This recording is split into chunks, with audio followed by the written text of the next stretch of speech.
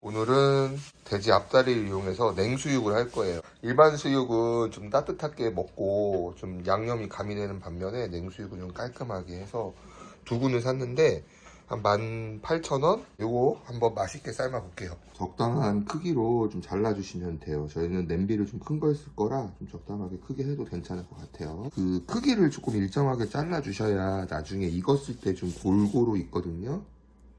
이렇게 세 조각으로 저는 나눠줬어요. 나눠줬고 다른 뭐 김치찌개나 할 때 먹을 거고요. 요 두 조각만 한번 삶아. 물은 넉넉히 받아주시는 게 좋아요. 수비드의 원리거든요. 그래서 끓는 물이 아니라 적당한 한 70도.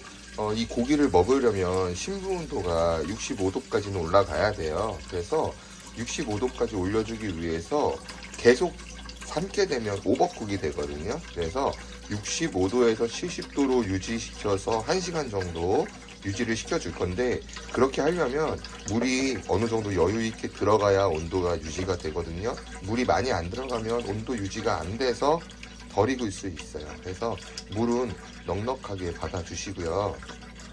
소금은 한 큰술 정도. 이렇게 물이 끓으면 고기를 넣고 한 10분 정도 삶아 줄 거고요.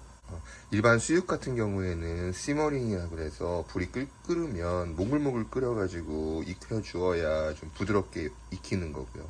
너무 익히면 좀 질겨지는 경향들이 있어요. 그래서 이제 보통 시머링이라고 해서 약불로 저희들이 요리를 하는데, 냉수육 같은 경우에는 시머링이 없어요. 그냥 10분을 끓이고 불을 꺼서 한 1시간 정도 수비드 해주는 그 원리입니다. 물이 끓기 시작하면 이제 고기를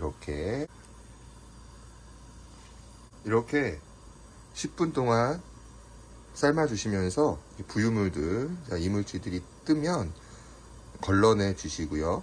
잡내를 좀 날릴 수 있게 뚜껑을 열어서 한 10분 정도 끓여줍니다.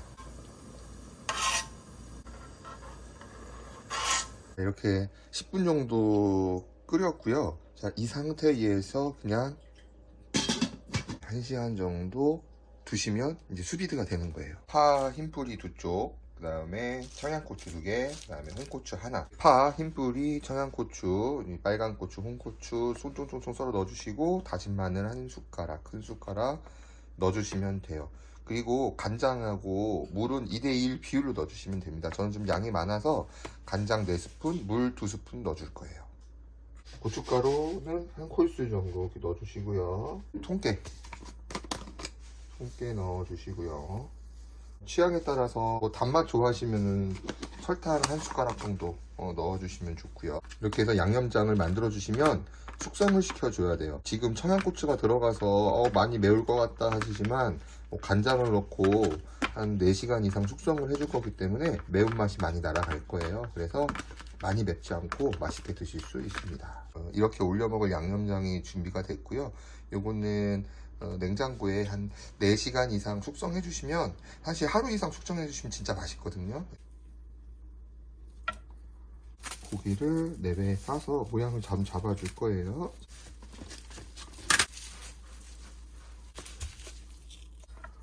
이렇게 해서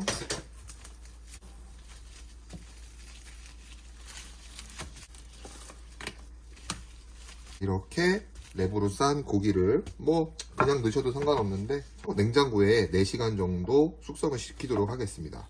냉장고에서 숙성을 시켰어요. 썰어 볼게요. 최대한 얇게.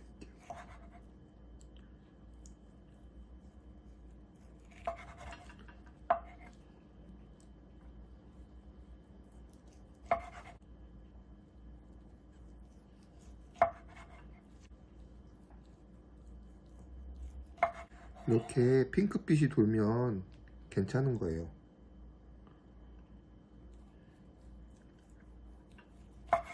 다 익은 거니까 여러분들 얹어서 드시면 맛있게 드실 수 있으실 거예요. 잡내도 없고 비린내도 없고 진짜 맛있습니다. 그리고 이렇게 고기 뒀다가 고기가 부족하면 썰어서 넣어주시면 아주 맛있는 고기국수나 고기국밥, 순대국밥 이런 데다가 남은 고기 넣으시면 참 맛있게 드실 수 있으실 거예요. 드시다가 고기가 좀 남아요. 그러면 이건 저번에 저희가 국밥 시켜서 남은 육수인데 여기에다가 넣어서 드시면 그쵸 돼지국밥이 되는 거죠.